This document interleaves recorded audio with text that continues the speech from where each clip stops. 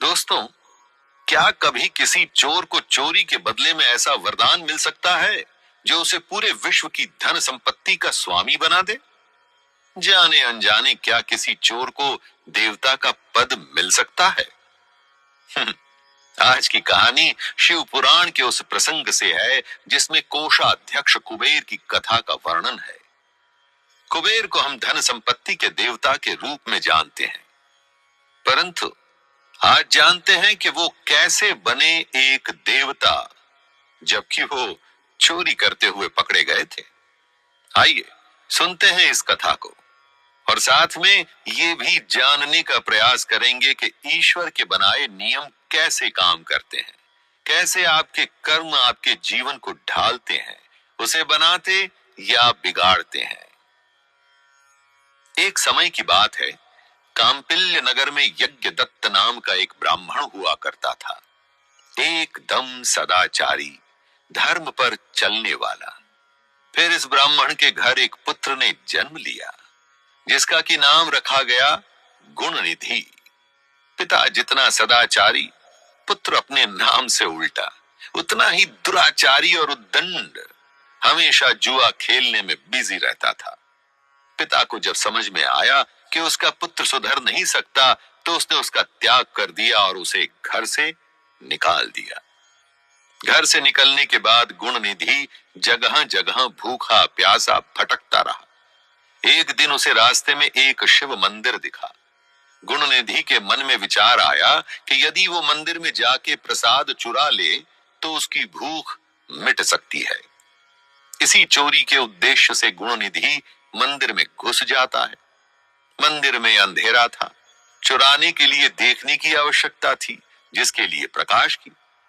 जब गुणनिधि को जलाने के लिए कुछ नहीं मिला तो वो अपने ही कपड़े जलाकर मंदिर में उजाला कर दिया। गुणनिधि को नहीं पता था कि उसका इरादा चोरी था, पर अनजाने में उसने शिव जी के मंदिर में दीप जला दिया था।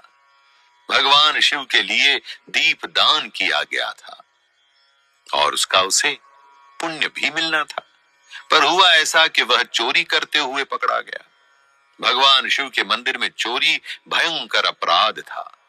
गुणनिधि को प्राण दंड दिया जा रहा था तो यमदूत उसे बांधने के लिए आ पहुंचे, पर उसी वक्त कुछ अजीब हुआ। भगवान शंकर के कुछ पार्षद भी वहां आ पहुंचे। उन्होंने गुणनिधि को यम के बंधन से मुक्त करा दिया। जैसे अचानक से ही कुछ कोर्ट का स्टे ऑर्डर ले आते हैं, यहां भी ऐसा हुआ। शिव के पार्षद शिव जी के गण थे। उन पार्षदों के संग से चोर और जुआरी गुणनिधि का हृदय शुद्ध और पवित्र हो गया। अतः वह उन्हीं के साथ तत्काल शिवलोक में चला गया। समय बीतता गया। इसके बाद इसी गुणनिधि का अगला जन्म हुआ कलिंगराज अरिंदम के पुत्र के रूप में। इस जन्म में गुणनिधि का नाम था दम। पिछले जन्म में गुणनिधि कितना ही बड़ा चोर और मक्कार था, पर जो शिव भक्ति उसे मिल चुकी थी उसे वो छोड़ने को तैयार नहीं था। अपने अगले जन्म में भी वह निरंतर भगवान शिव की सेवा में लगा रहता। दूसरे बालकों को बुलाकर उनके साथ शिव का भजन किया करता। युवावस्था आई, पिता के परलोक जाने का समय आ गया, जिसके बाद दम राज सिंहासन पर बैठा। राजा दम और भी बड़े उत्साह के साथ सभी दिशाओं में शिव जी का प्रचार करने लगे।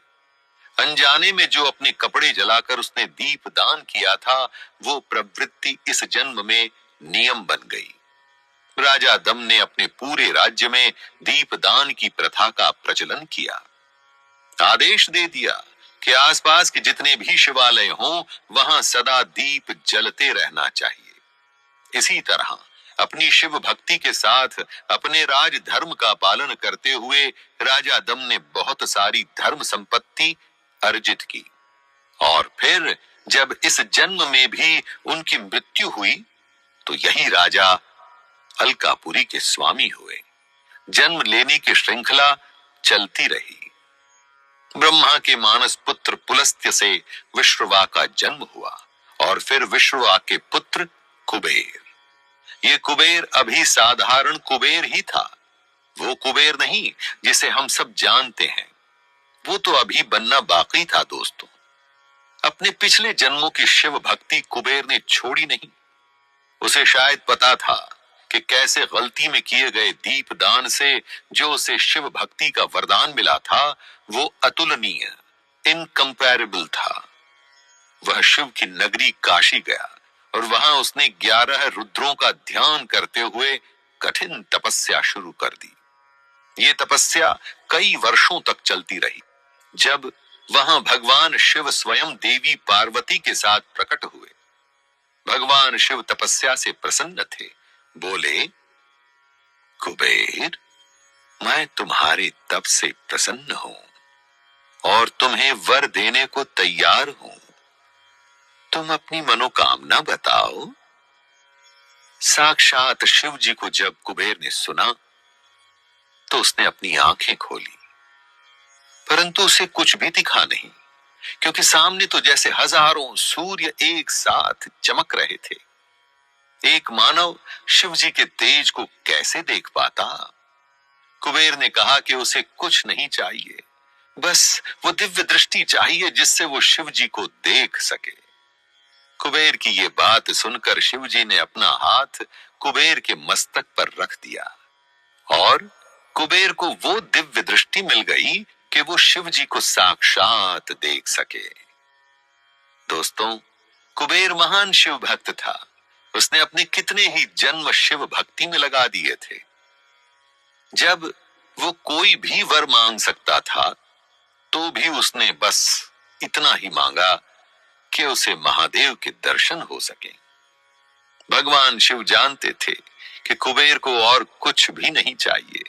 इसी बात से प्रसन्न हो वो बोले, वत्स, मैं तुम्हारे तप से प्रसन्न होकर तुम्हें वर देता हूं। तुम निधियों के स्वामी और यक्ष, किन्नरों और राजाओं के भी राजा होकर पुण्य जनों के पालक और सबके लिए धन के दाता बनो। और इस प्रकार से कुबेर धन के स्वामी के रूप में कहलाए। दोस्तों, इस कई जन्मों की यात्रा को जरा सोच के देखिए। जो एक चोर और जुआरी था वो कहां से कहां आ गया। धन या यूं कहिए कि प्रसाद चुराने के इरादे से वो शिव मंदिर में घुसा था। गलती से बस एक दीप दान कर बैठा। शिव की कृपा ऐसी हुई कि यम के दूतों से छूट वो शिव के गणों की संगति में आ गया और यहां पर जब वो पवित्र हुआ तो कितने ही जन्म बीते। उसने राजाओं के यहां भी जन्म लिया पर अपनी शिव भक्ति को नहीं छोड़ा। इसी का नाम भक्ति है दोस्तों। भगवान को कुछ चढ़ा बदले में उनसे आशीर्वाद मांगना भक्ति नहीं होती। अपने को भगवान को सौंप देना ही भक्ति होती है। आपके साथ जीवन में जो भी होता है उसे भगवान की इच्छा मानकर उसमें संतोष करते हुए अपने काम में लगा रहना ही भक्ति होती है। कुबेर को कुछ भी नहीं चाहिए था। शिवजी ने उसे धन और संपत्ति का देवता बना दिया। अब आप सोचिए कि आपको क्या चाहिए दोस्तों, और वो आपको कैसे मिलेगा। धन और संपत्ति को प्राप्त करने के लिए तो पूरा विश्व ही लगा हुआ है, पर जिन तरीकों से वो जो काम करते हैं, क्या उनसे उन्हें संतोष मिलता है? क्या आपको मिलता है? हाँ, और कुछ समय तक बिना कुछ मांगे भी भक्ति करके तो देखिए।